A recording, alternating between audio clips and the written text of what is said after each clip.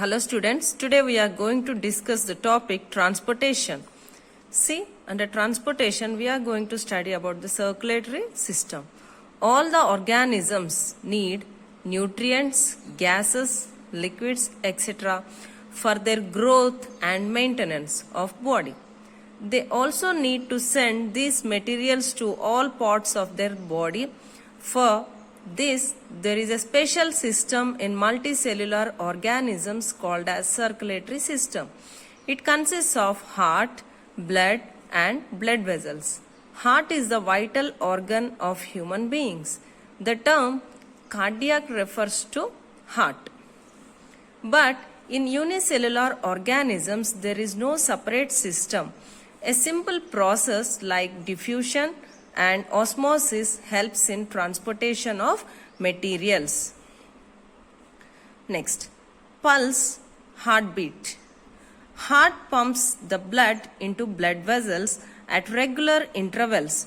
If we keep our finger at wrist, we feel the pressure of blood moving in it. This is called pulse. The rate of pulse is equal to the rate of heartbeat.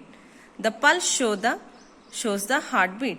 In newborn babies, the heartbeat pulse rate is 100 to 150 times per minute, and in adults it is 60 to 100 times per minute. Next, pericardial membrane.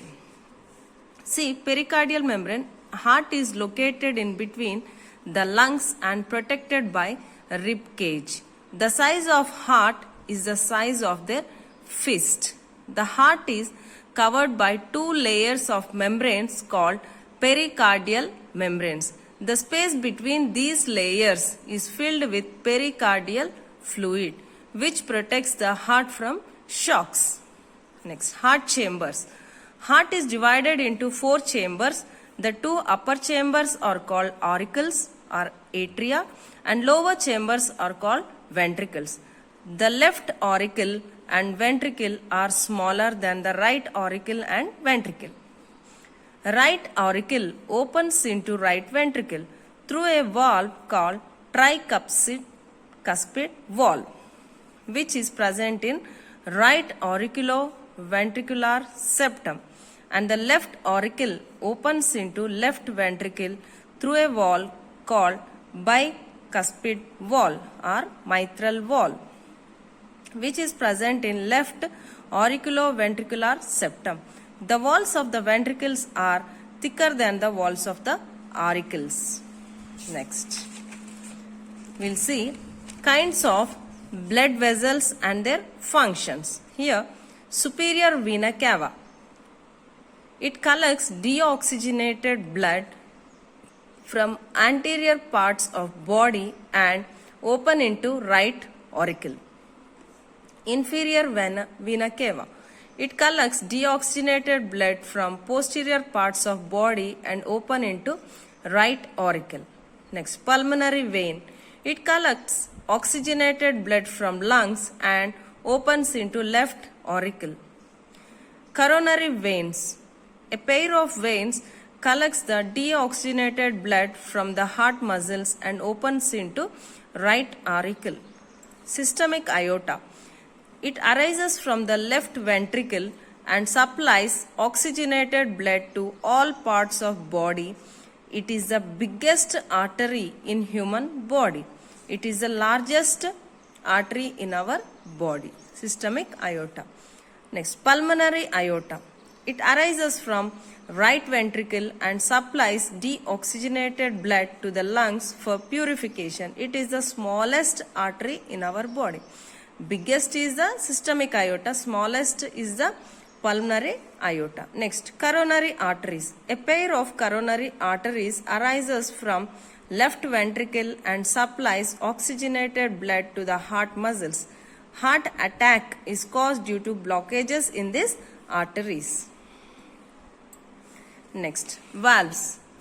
Heart has valves which allow the blood in one direction only. Tricuspid valve is located between right auricle and right ventricle.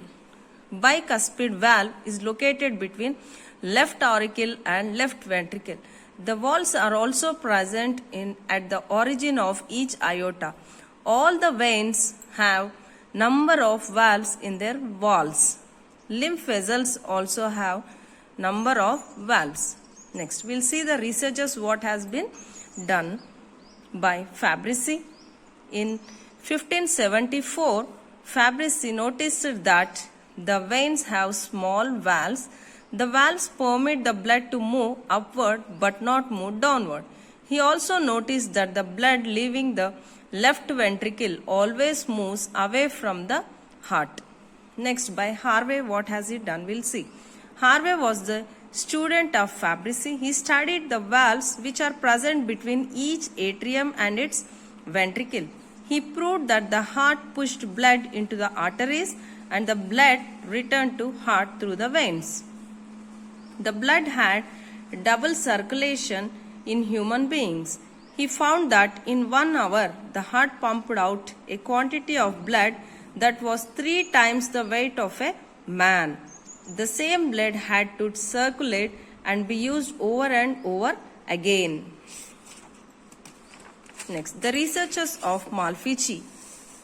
In 1661, Malfigi studied the wings of bats under the microscope. He could see that the arteries and veins were connected by very fine blood vessels called capillaries. Next, types of blood vessels.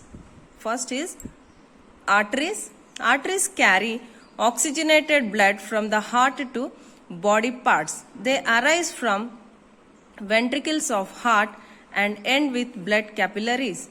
They have thick walls and elastic. The thickened walls enable the arteries to withstand the increase in the pressure without bursting. Pressure in the arteries is high. The lumen of the artery is small. No valves are present in arteries. All the arteries supply oxygenated blood except pulmonary artery. Next, veins. Veins collect the deoxygenated blood into right auricle from all parts of the body. They start with blood capillaries and open into atria. They have thin walls and valves. The pressure in the veins is low. The lumen diameter of the vein is big. They carry more blood volume. Valves are present in veins. All the veins circulate deoxygenated blood except pulmonary vein. Next, blood capillaries. Capillaries are microscopic vessels. They allow diffusion of various substances.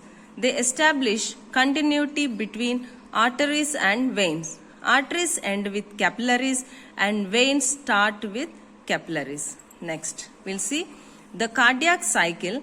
The human heart starts beating, that is functioning, from 21st day of embryonic development.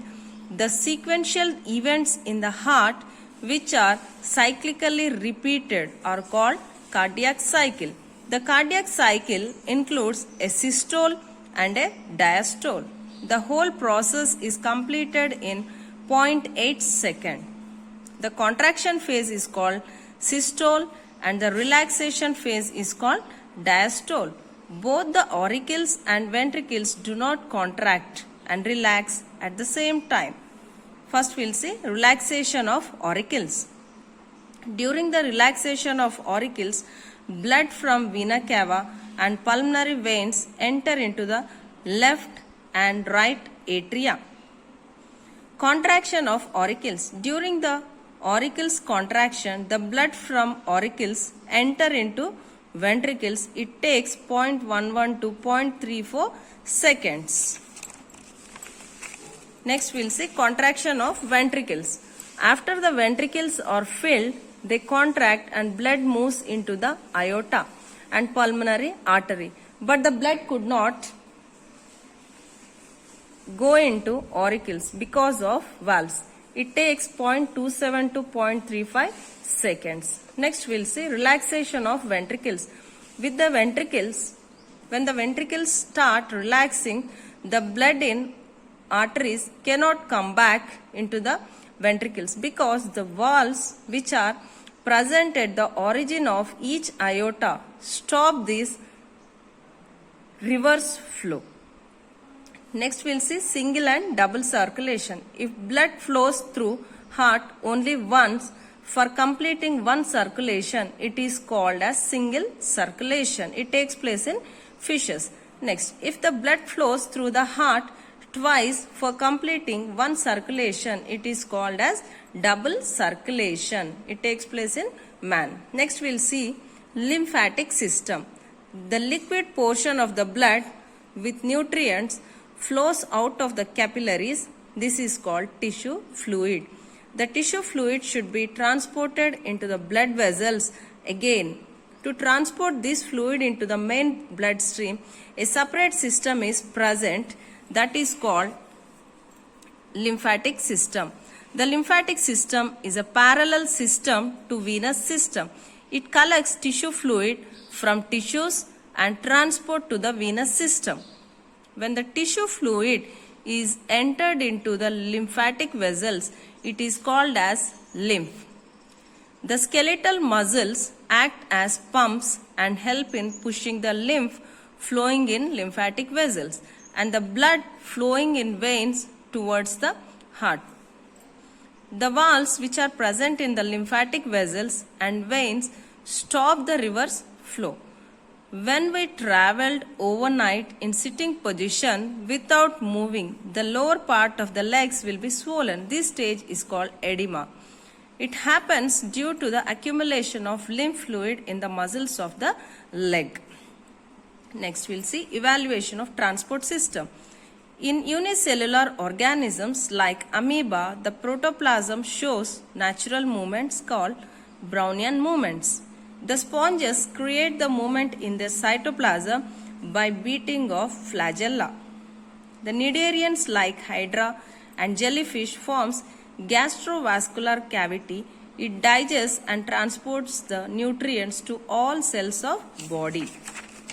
Next, in platyhelminths, the digestive system is highly branched and supplies digested food to all cells directly. In nematyhelminths, the pseudocoelom distributes and collects the materials.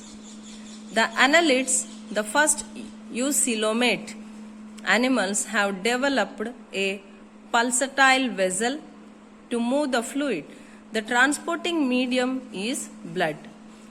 In the arthropods like cockroach developed a pulsatile organ, heart. Blood vessels are absent in these animals. The blood pumped into sinuses. The blood supplies the nutrients to the tissue directly. This type of transportation is called open circulatory system. Oxygen is directly supplied to the tissues by the respiratory system. In higher animals like annelids, echinoderms, humans, the blood is pumped into the blood vessels by heart.